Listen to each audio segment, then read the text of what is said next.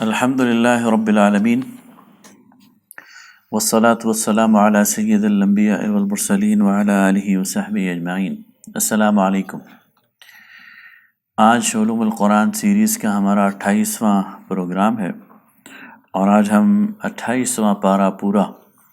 اس کے مختلف مضامین کا خلاصہ انشاءاللہ دیکھنے کی کوشش کریں گے۔ اس پارے کی پہلی سورت سورہ المجادلہ ہے۔ یہ المجادلہ بھی بولا جاتا ہے اور مجادلہ بھی بولا جاتا ہے۔ مجادلہ سے مراد ہوگا بحث و تکرار، اور مجادلہ سے مراد ہوگا بحث و تکرار کرنے والی۔ اس صورت میں ایک خاتون کا ذکر ہے جو نبی صلی اللہ علیہ وسلم کی خدمت میں حاضر ہوئی، اور انہوں نے اپنے شوہر کے حوالے سے شکایت کی، اور وہ شکایت یہ تھی جو عرب کے اندر ایک قبیح رسم موجود تھی، اور شاید اب بھی کہیں کہیں موجود ہو، کہ جب شوہر غصے میں آ کر یہ قسم کھا لیتا تھا کہ بیوی کو وہ کہتا تھا کہ تمہاری پیٹھ میرے لیے ایسی ہے جیسے میری ماں کی، گویا تمہارا جسم میرے لیے میری ماں کی طرح، اور گویا وہ اپنے اوپر اپنی بیوی کو حرام قرار دیتا تھا۔ ظاہر ہے کہ یہ قبیح بات تھی، تو اس کے احکامات پھر قرآن پاک میں نازل ہوئے۔ پہلی بات تو یہ کہی گئی کہ تمہارے کہنے کی وجہ سے کوئی تمہاری ماں نہیں بن جائے گی، ماں تمہاری وہی ہے جس نے تمہیں جنا ہے۔ البتہ بات اتنی قبیح ہے اور اتنی گھٹیا ہے اور اتنی گراں ہے کہ جو یہ کہے گا اس کو بہرحال اس کی ایک سزا بھگتنی ہے، اور وہ سزا یہ ہے کہ پھر جو اس سے رجوع کرنے کا ارادہ کرے گا اس کو کم از کم ایک غلام آزاد کرنا ہوگا، اور اگر غلام اس کے پاس نہیں ہے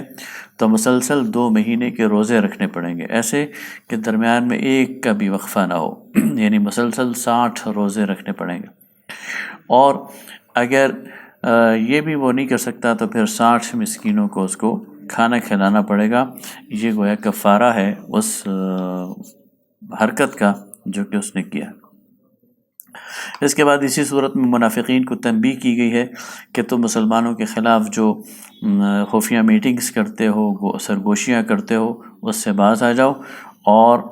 تمہاری ان حرکتوں سے مسلمانوں کو نقصان پہنچا نہیں سکتے تم۔ اس کے بعد اس صورت میں مسلمانوں کو مجلس کے آداب بتائے گئے۔ اگلی صورت سورہ الحشر ہے۔ یہ غزوہ بنو نضیر کے بارے میں نازل ہوئی ہے،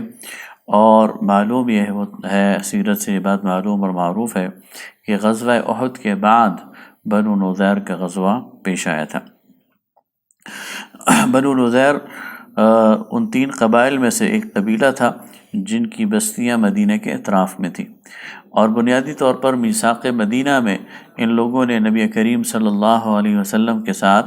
یہ معاہدہ کیا تھا کہ مدینہ کے دفاع میں یہ آپ صلی اللہ علیہ وسلم کا ساتھ دیں گے، اور آپ صلی اللہ علیہ وسلم کے خلاف کسی سازش میں حصہ نہیں لیں گے۔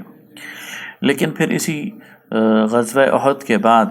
جب انہوں نے دیکھا کہ مسلمانوں کو زخم لگ گیا ہے اور مسلمانوں کے 70 افراد شہید ہو گئے ہیں اور ایک کمزور پوزیشن پر ہیں،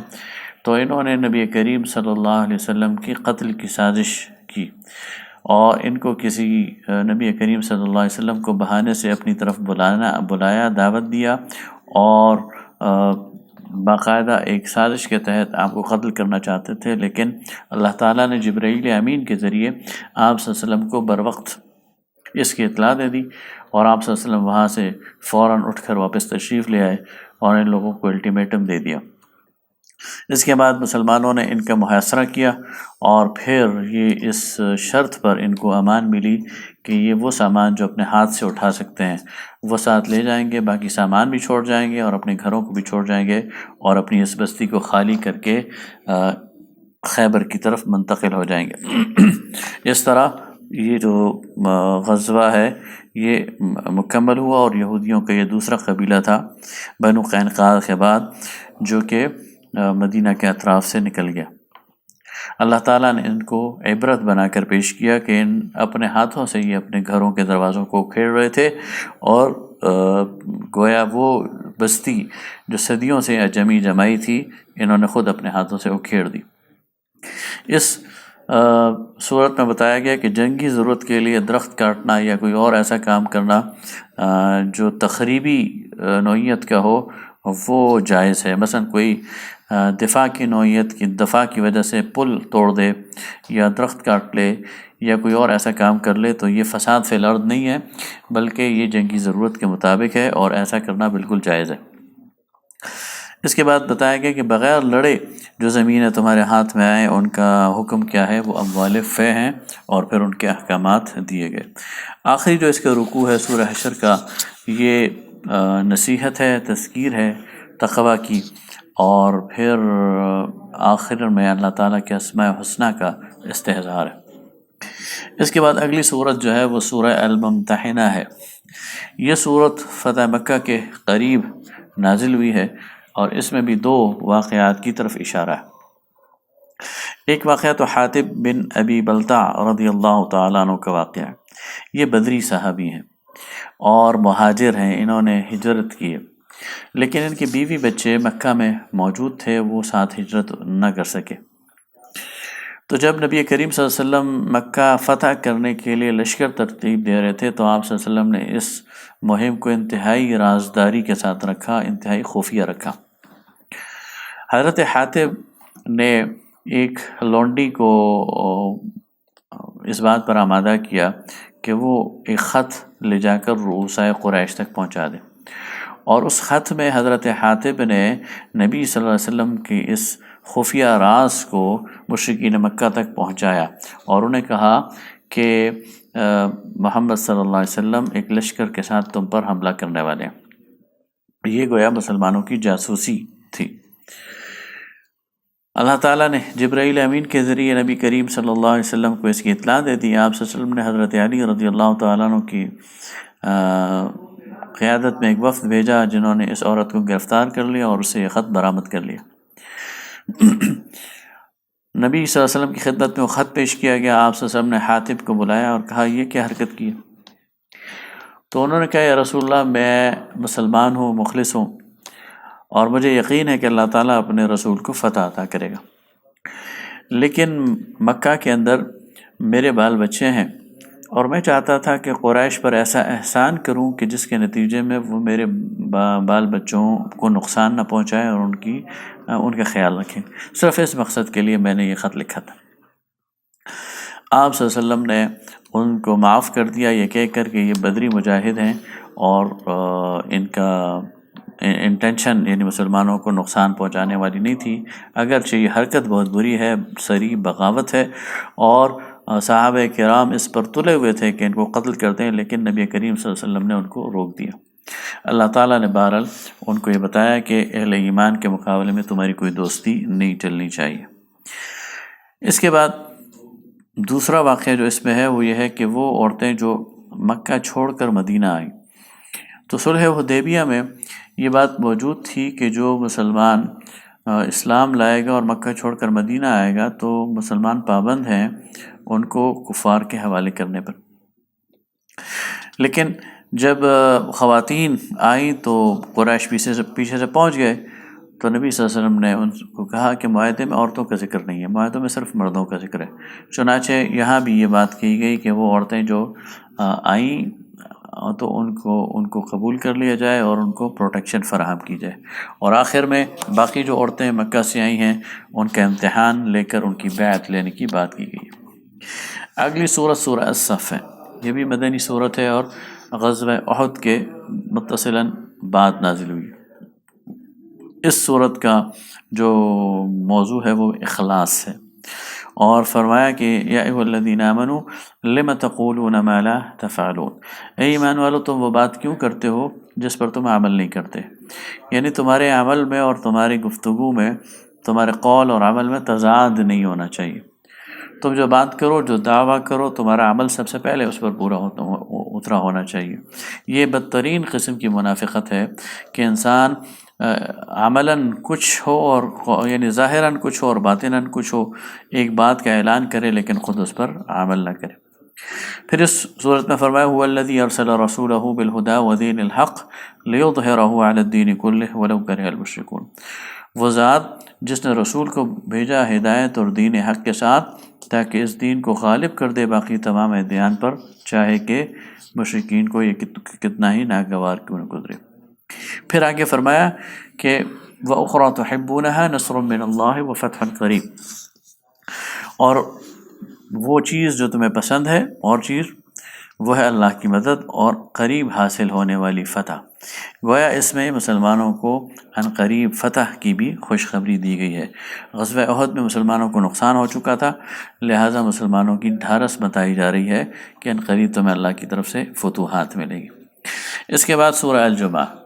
سورہ جمعہ کے جو پہلا رکوع ہے یہ فتح خیبر سے متصل ہے، یعنی ہجرت کے 7ویں سال 7 ہجری کو۔ اس میں یہود کو بالکل ایکسپوز کیا گیا، ان کے کردار کو، ان کے کھوکھلے پن کو،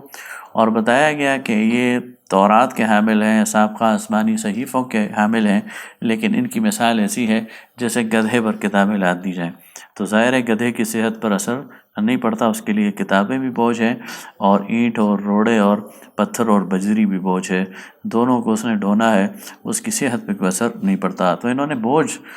سمجھ لیا ہے ان کتابوں کو، ان کو اس کا فہم اور ادراک حاصل نہیں۔ دوسرے رکوع میں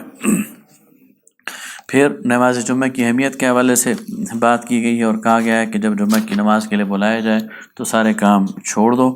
اور تجارت اور ہر قسم کی ایکٹیویٹی کو معطل کر کے اللہ کے ذکر کی طرف دوڑ پڑو۔ اس کے بعد اگلی صورت ہے سورہ المنافقون۔ اس صورت میں منافقین کے رویوں کو ڈسکس کیا گیا اور ایک خاص واقعے کی طرف اس میں اشارہ بھی ہے، جس پر شاید پہلے بھی ہم بات کر چکے ہیں سورہ النور میں۔ یہ واقعہ ہے غزوہ بنی مستلقہ۔ اس واقعے میں ایک مقام پر ایسا ہوا کہ انصار اور مہاجرین کے 2 غلاموں کے درمیان پانی بھرنے پر کچھ تلخی ہو گئی، اور اس کے نتیجے میں انصار اپنے فرد کے پیچھے کھڑے ہو گئے، مہاجرین اپنے فرد کے پیچھے کھڑے ہو گئے، اور قریب تھا کہ ایک تنازعہ بن جائے، لیکن نبی کریم صلی اللہ علیہ وسلم نے اس کا بروقت نوٹس لے کر معاملے کو ٹھنڈا کر دیا۔ اس سے فائدہ اٹھاتے ہوئے عبداللہ ابن ابی جو رئیس المنافقین تھا، اس نے انصار کے اندر ان کو یعنی بھڑکانے کی کوشش کی اور انہیں مشتعل کرنے کی کوشش کی کہ یہ دیکھو یہ لٹے پٹے مہاجر جو کل مکہ سے آئے تھے، جن کا نہ اپنا گھر ہے اور نہ یہاں کے مقامی ہیں، یہ اب اتنے شیر ہو گئے ہیں کہ تمہیں آنکھیں دکھاتے ہیں۔ اور پھر اس نے ایک بات کہی کہ ابھی ہم مدینہ سے باہر ہیں، تو مدینہ پہنچ کر جو عزت والے ہیں وہ ان بے عزت لوگوں کو گھروں سے نکال دیں گے، مدینہ سے نکال دیں گے۔ اس کا خیال یہ تھا کہ ہم مقامی آبادی جو مدینہ کی ہے یا یہ منافقین یہ عزت والے ہیں، اور یہ مہاجرین کو مدینہ سے باہر نکال پھینکیں گے۔ یہ باتیں نبی کریم صلی اللہ علیہ وسلم تک بھی پہنچی۔ آپ صلی اللہ علیہ وسلم نے عبداللہ ابن ابی کو بلایا تو وہ صاف مکر گیا، اور اس نے کہا میں نے ایسی کوئی بات نہیں کی۔ بہرحال اس دوران عبداللہ ابن ابی کا بیٹا عبداللہ جو کہ سچا مسلمان تھا اور صحابی، وہ نبی کریم صلی اللہ علیہ وسلم کی خدمت میں حاضر ہوئے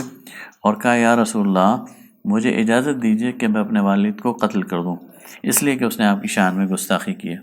آپ صلی اللہ علیہ وسلم نے ان کو اس سے روک دیا، لیکن وہ عبداللہ لشکر سے پہلے پہنچ گیا اور مدینے کے بالکل سرحد پر پہنچ کر وہ تلوار لے کر کھڑے ہو گئے،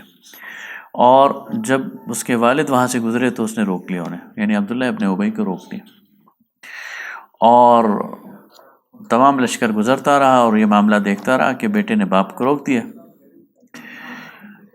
اور اس نے کہا کہ تم مدینہ میں اس وقت تک داخل نہیں ہو سکتے جب تک کہ محمد الرسول اللہ صلی اللہ علیہ وسلم تمہیں داخلے کی اجازت نہ دے دے۔ چنانچہ یہی ہوا کہ جب لشکر کے آخر میں رسول اللہ صلی اللہ علیہ وسلم وہاں سے گزرے تو عبداللہ نے درخواست کی کہ یا رسول اللہ، یہ آپ کا مجرم میرا باپ ہے لیکن آپ کا مجرم ہے، میں نے اسے راستے میں کھڑا کر دیا، آپ اجازت دیں گے؟ آپ عزت والے ہیں، آپ اجازت دیں گے تو یہ مدینہ میں داخل ہوگا، اور آپ اجازت نہیں دیں گے تو یہ مدینہ میں داخل نہیں ہوگا۔ نبی صلی اللہ علیہ وسلم نے فرمایا عبداللہ ان کو جانے دو۔ تو گویا اللہ تعالیٰ نے اسی کے بیٹے کے ذریعے اس کو بے عزت کروا دیا، اور نبی کریم صلی اللہ علیہ وسلم کی عزت اور مسلمانوں کی عزت کو اللہ تعالیٰ نے ایک طرح سے بحال کر دیا۔ اس کے بعد سورہ التغابن ہے۔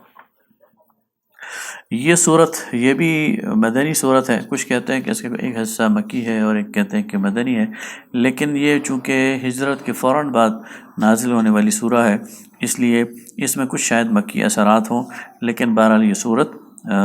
مدنی صورت ہے، اور اس صورت میں ایمان کی اور اطاعت کی دعوت ہے اور اخلاق حسنہ کی دعوت دی گئی ہے، اور چند مختصر فقروں میں مسلمانوں کو چند چیزوں کی تعلیم دی گئی ہے۔ پہلی بات تو یہ کہی گئی ہے کہ کائنات جو ہے یہ رب کی تخلیق ہے، اللہ تعالیٰ اس کا خالق اور مالک ہے۔ دوسری بات یہ کی گئی کہ اللہ تعالیٰ نے اس کائنات کو بغیر مقصد کے اور بغیر حکمت کے نہیں بنایا۔ تیسری بات یہ کہی گئی ہے کہ اللہ تعالیٰ نے کفر اور ایمان کا اختیار تمہارے اوپر چھوڑ دیا ہے، اب یہ تمہاری اپنی مرضی ہے کہ تم کفر اختیار کرو یا ایمان اختیار کرو، یہ اللہ دیکھنا چاہتا ہے کہ تم اپنے اختیار کو کیسے استعمال کر سکتے ہو۔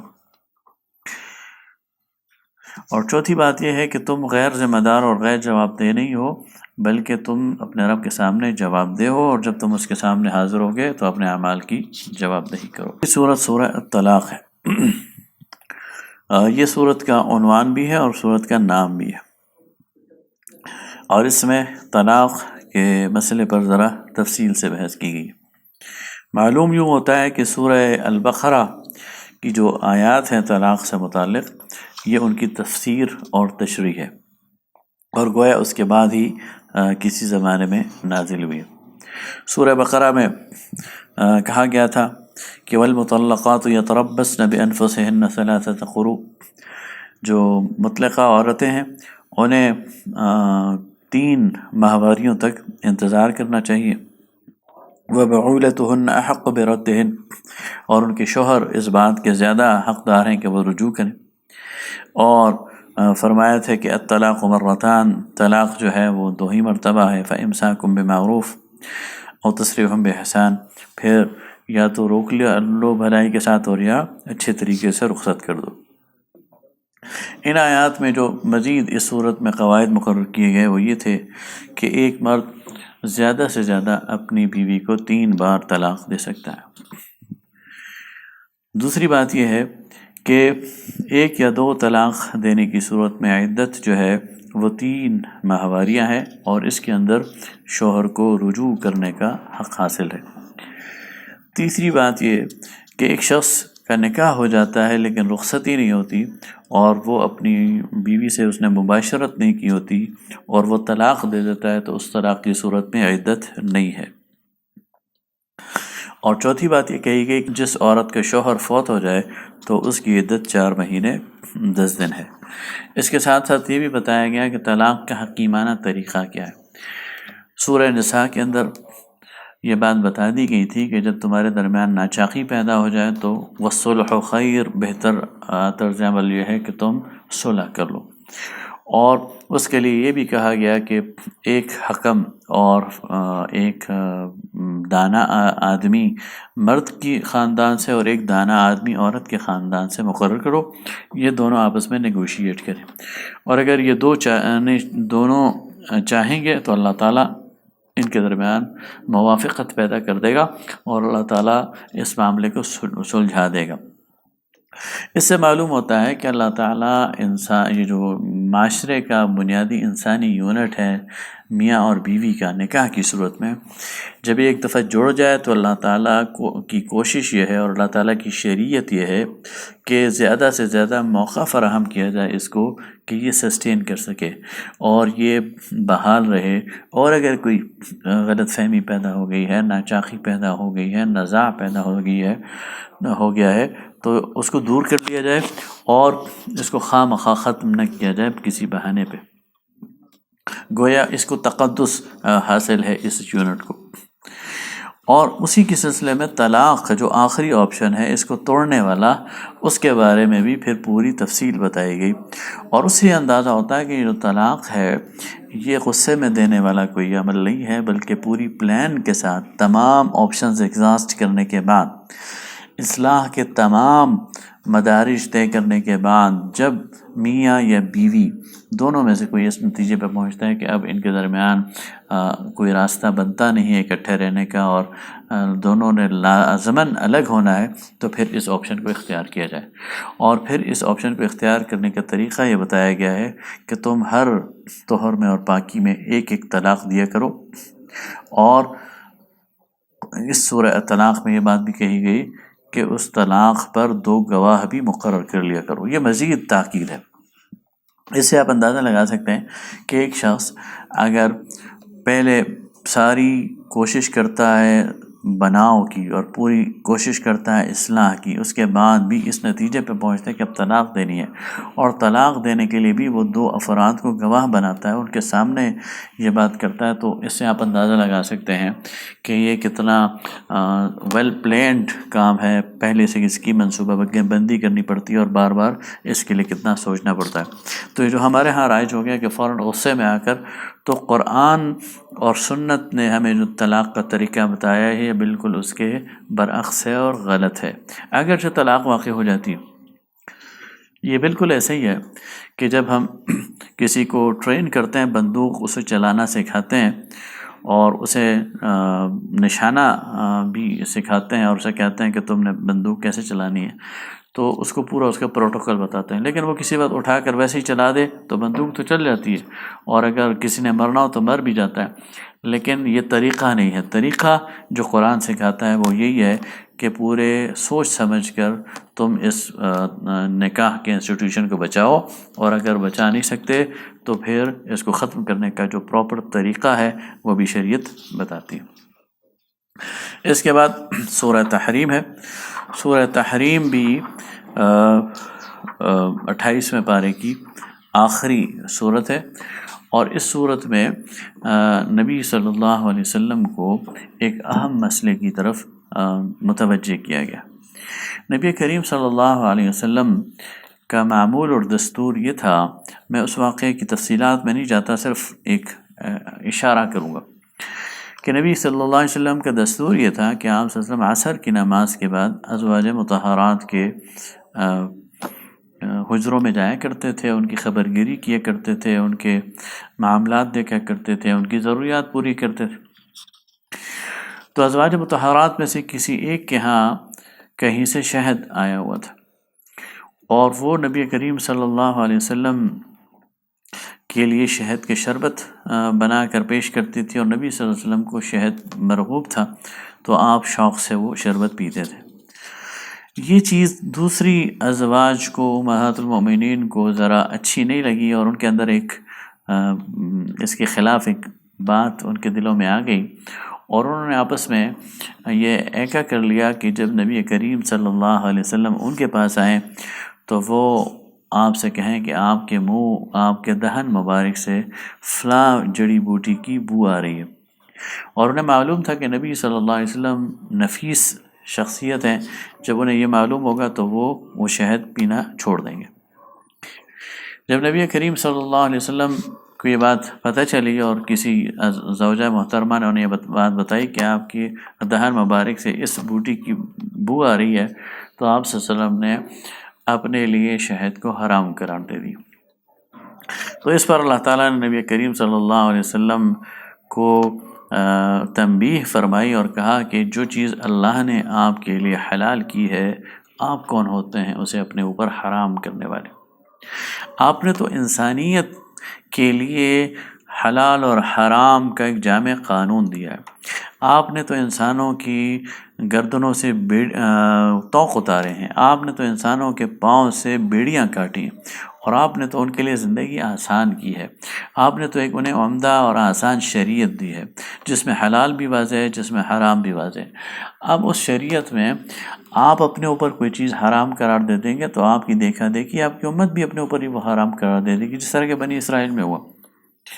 تو آپ کی امت بھی ایک مصیبت میں پڑ جائے گی۔ اس لیے آپ کو اب اس چیپٹر کو نہیں چھیڑنا چاہیے۔ جو چیزیں اللہ نے حلال قرار دے دی آپ انہیں نہ چھیڑیں، آپ ان کو حرام قرار نہیں دے سکتے۔ لہٰذا نبی کریم صلی اللہ علیہ وسلم کو اللہ تعالیٰ نے یہ بتایا کہ اللہ تعالیٰ آپ کو بخشنے والا ہے، آپ پر رحم کرنے والا ہے، اللہ تعالیٰ نے آپ کی خطا معاف کر دی ہے، لیکن آپ کو اب ایک حلال چیز کو اپنے اوپر حرام قرار نہیں دینا چاہیے۔ اس کے بعد اللہ تعالیٰ نے ازواج مطہرات کو سمجھایا کہ تم نبی صلی اللہ علیہ وسلم کے گھر کی عورتیں ہوں اور تمہارا کیریکٹر کیسا ہونا چاہیے۔ اور پھر اللہ تعالیٰ نے نبی کریم صلی اللہ علیہ وسلم کے سامنے اپنے دو انسانوں کے گھروں کے معاملات رکھے۔ ایک طرف حضرت نوح اور حضرت لوط علیہ السلام کے گھر کا معاملہ رکھا کہ وہ دونوں پیغمبر تھے، لیکن ان کی بیویاں وہ جہنم کا شکار ہو گئیں۔ اور دوسری طرف فرعون کا کیریکٹر رکھا کہ وہ خدا کا باغی اور دشمن تھا، لیکن اس کی بیوی اللہ تعالیٰ نے اس کو ایمان کی دولت سے نوازا اور وہ جنت میں چلی گئی، اور اس نے دعا بھی کی۔ اور اسی صورت میں اللہ تعالیٰ اہل ایمان کو سچی توبہ کرنے کی بھی تلقین کرتا ہے کہ یا ایھا الذین آمنوا توبوا الی اللہ توبۃ نصوحا۔ تو اللہ تعالیٰ سے دعا ہے کہ اللہ تعالیٰ ان ہدایات پر ہمیں عمل کرنے کی توفیق عطا فرمائے۔ وآخر دعوانا ان الحمد للہ رب العالمین۔